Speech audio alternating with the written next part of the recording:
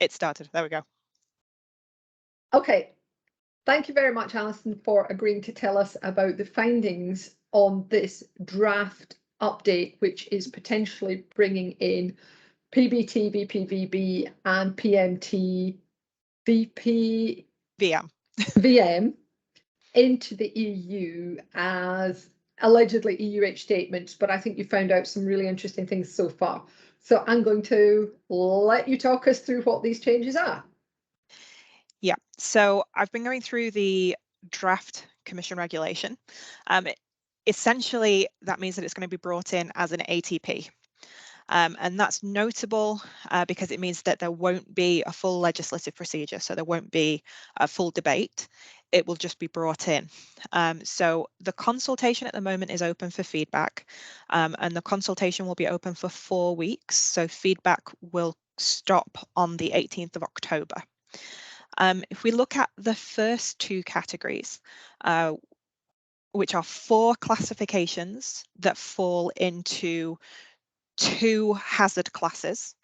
The first hazard class being PBT and vPvB, so persistent, bioaccumulative and toxic, and very persistent, very bioaccumulative.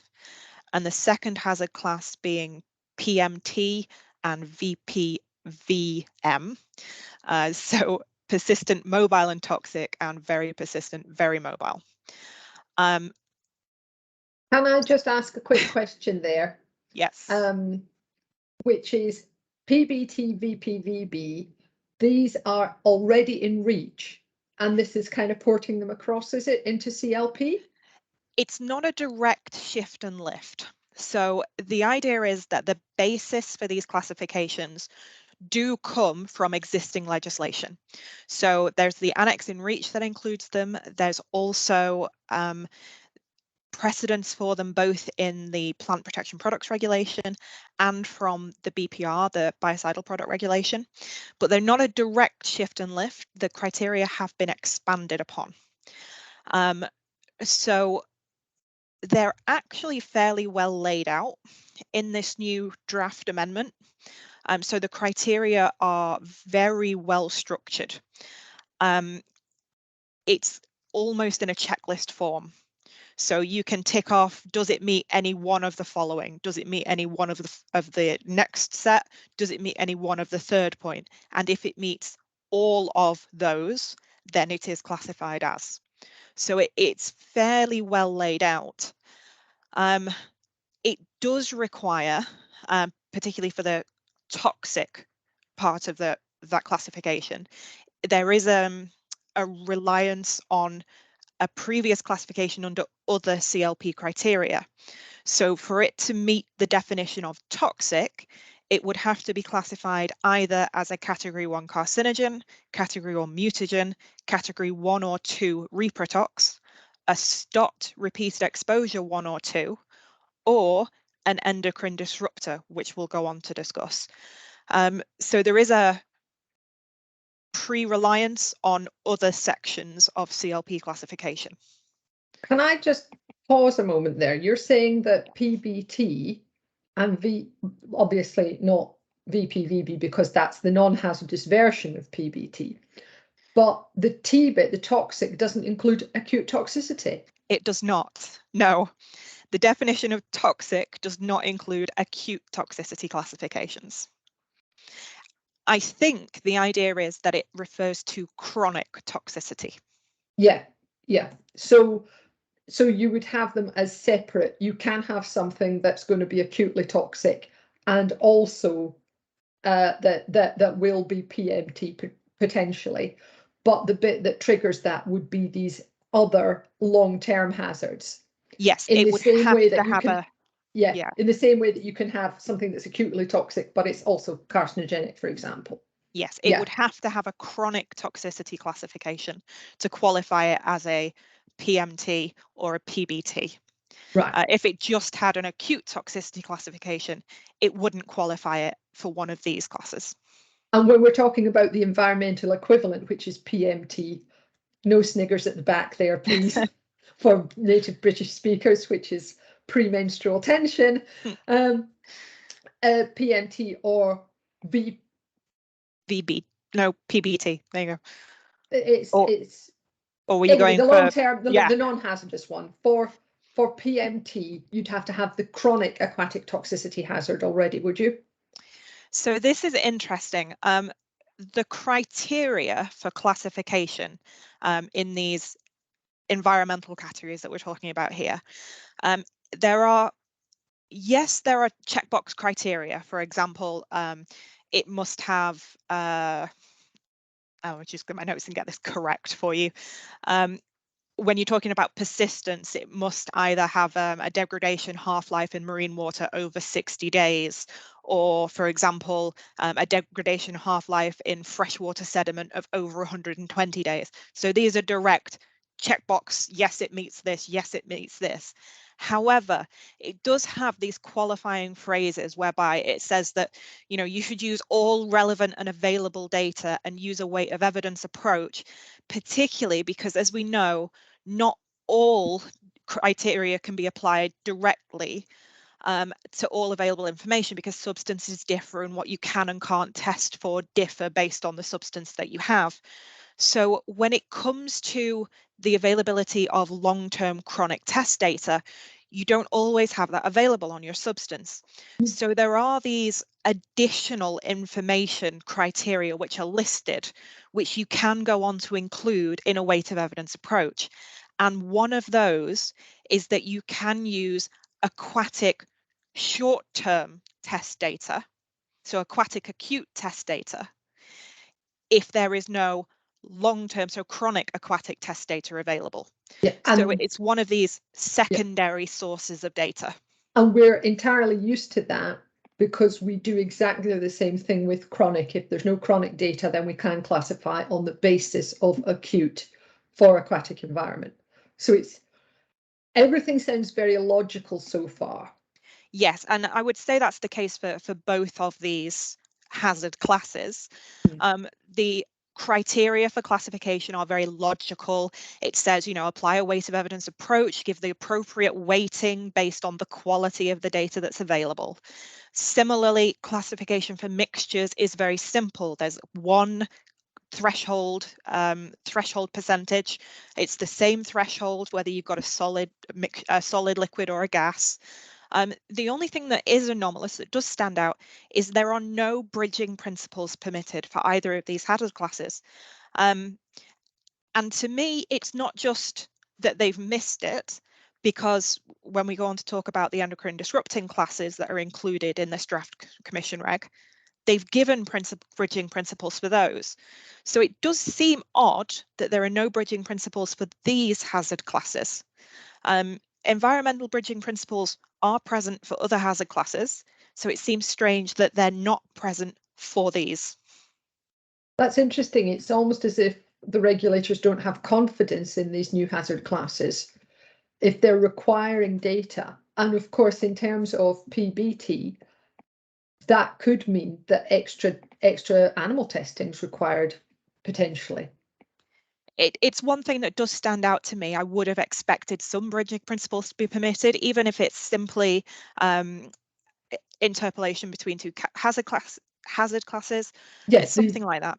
Yeah, you would expect some of the blindingly obvious ones, like if you've got a more concentrated mixture than is already classified, then test, you know, assume that it's classified in the same way. But interesting. Now, I've got another question for you, which is, are these being brought in as hazard statements yet, or are they currently EUH statements? So this is particularly interesting. The phrases themselves are prefixed EUH.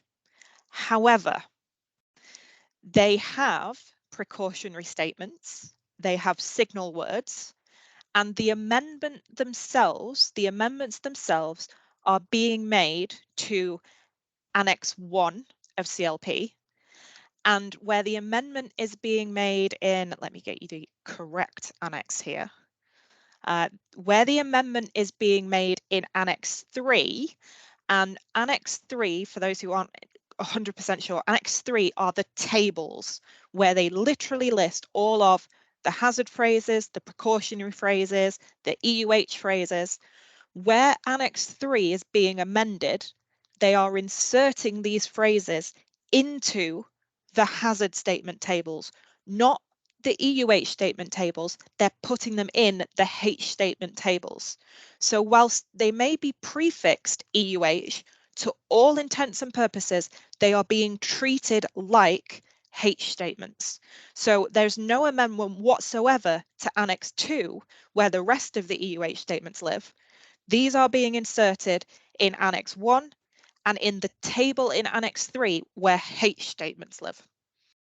So in effect, what that's telling us is that the regulators in the EC are steamrolling this through because they are treating them as if they're ordinary hazard statements that have come out of GHS. And that, to me, is a bit of a marker that they're likely to give them the same legal weight.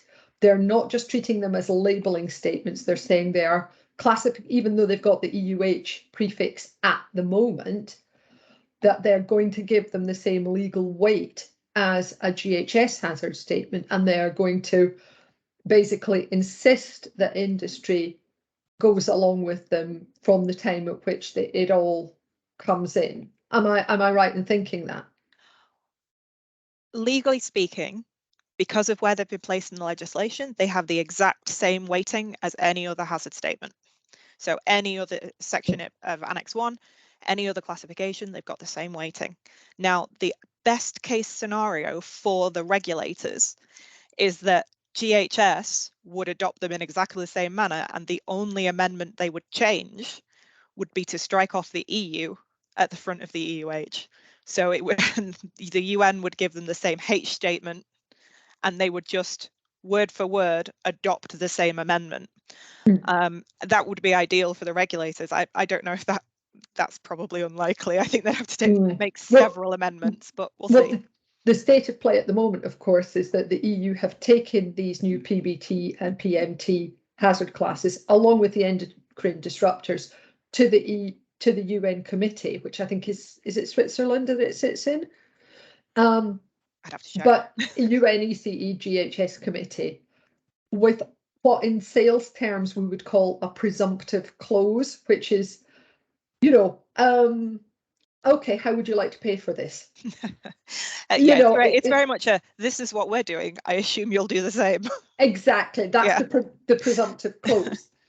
So we've got, as one part of this proposal that's come from the EU, we've got these PBT, vPvB, and PMT. vPvM.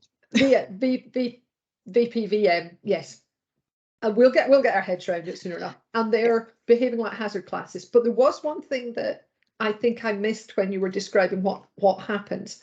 Do any of these new hazard classes have any pictograms associated with them? They do not have pictograms. So what you have is you have the EUH phrase, you have a signal word, you have P phrases. So the only thing they are missing is the pictogram themselves. It doesn't have a pictogram. That's really interesting. But of course, we know that some GHS hazard statements don't have a pictogram either. Now, the only kind of analogue to what the EC are bringing in is the situation where we've got corrosive materials that may acquire the corrosive to the respiratory tract EUH statement, EUH 071, is it? Yes. 70 is toxic to the eye, 71 corrosive to respiratory. And that one, if it is basically by human experience corrosive to the respiratory tract, and it doesn't already have the corrosive symbol, you can apply that corrosive symbol. But as we discussed earlier, when we were thinking about all of this, it's highly unlikely that you've got something that's only corrosive to the respiratory tract. Usually it's going to be corrosive to skin, or especially to eyes. So it's very rare you're actually going to apply that pictogram when it doesn't already exist. Yeah, but in that case, in reality, you would only consider a corrosive to respiratory tract classification if the product is already corrosive to either eyes or skin. So you realistically, you've already got that hazard pictogram applied to the product. But when we're thinking about EUH statements that attract other things, that does not have a signal word, and it does not have any P statements. So it's kind of just it's almost like an insurance policy, just in case somebody comes across something and goes, you know what, it's supposed just to be irritating, but I think it's corrosive, therefore I'm going to slap it on, just to be absolutely sure. Whereas what we have now is we have, just like any other hazard statement, we have, this is the classification, and out of that then drops no pictogram, we know, but we also have the signal word, and we have the P statements, and like any other P statements, they'll go into the pot of P statements and you'll choose the most appropriate ones. Yeah, I think we're very lucky in this instance that they haven't assigned a pictogram, because as it stands right now, products which have an environmental pictogram are also hazardous for transport. So if they had assigned any additional hazard classes which required an environmental pictogram, that would make it difficult for people.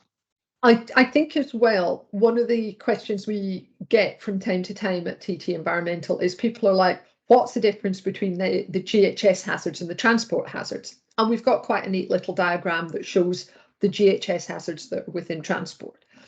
And when you look at it in diagram form, it's blindingly obvious that what transport's interested in is, first of all of the physical hazards. But in terms of health, it's only the immediate health hazards. None of the long-term health hazards are included.